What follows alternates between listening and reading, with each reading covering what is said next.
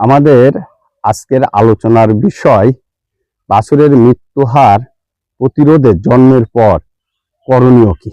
আমারে দেখা যায় আমরা এই বাছুরটাকে ঠিকভাবে বাঁচিয়ে রাখতে পারছি না, যে কারণে খামারগুলো লোকসান হচ্ছে এবং আমরা ঠিকভাবে লাভজনক খামার তৈরি করতে পারছি না।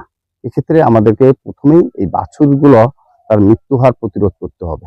এই জন্য আমরা যে জিনিসগুলো করতে পারি, প্রথম যেটা করতে হবে যে আমাদের বাছুরটা আপনারা দেখবেন যে সে জন্মগ্রহণ করার আধা ঘন্টার মধ্যেই সে কিন্তু উঠে দাঁড়ায়।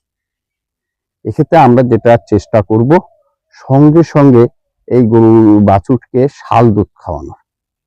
এটা আমরা 1 ঘন্টার মধ্যে শাল দুধটা, এবং এই শাল দুধটা 24 ঘন্টা পর্যন্ত থাকে।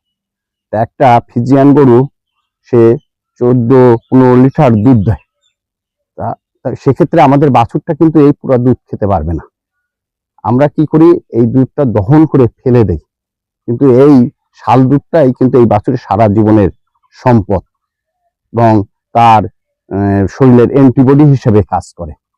এই জন্য আমরা যেটা করব, এই দুধটাকে সংগ্রহ করে ফ্রিজিং করে রাখবো এবং পরবর্তীতে এই দুধটা আমরা আবার ঠান্ডা করে পরবর্তীতে গরম করে এই বাছুরকে খেতে দিব।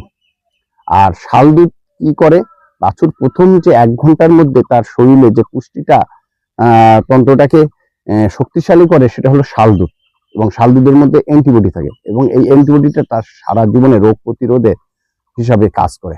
আমরা চেষ্টা করব এই যে 24 ঘন্টার মধ্যে 3-4 বার আমরা এই শাল দুধটা খাওয়ানোর।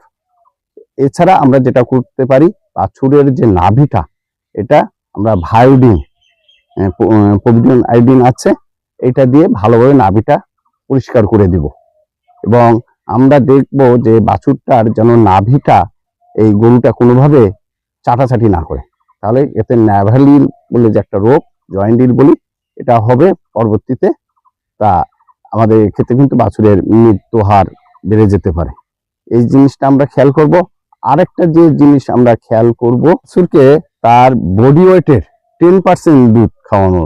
অর্থাৎ আমাদের যদি একটা ফিজিয়ান বাছুর যদি 35 থেকে 40 কেজি ওজন হয়, 3.5 থেকে 4 কেজি আমরা দুধ খাওয়ানোর চেষ্টা করব। আবার কোনো কারণে যদি অতিরিক্ত দুধ খেয়ে ফেলে, সেক্ষেত্রে কিন্তু আবার কাপ স্টোর বা সাদা দুধ পায়খানা করে, এর কারণেও কিন্তু আমাদের অনেক বাছুর মারা যায়। তাই এই জন্য আমরা এই জিনিসগুলোকে একটু সচেতনভাবে খেয়াল রাখবো, তাহলে আমাদের বাছুরটা আমরা বাঁচাতে পারবো এবং এই বাছুরই একসময় এই গোয়ালের সম্পদ হবে।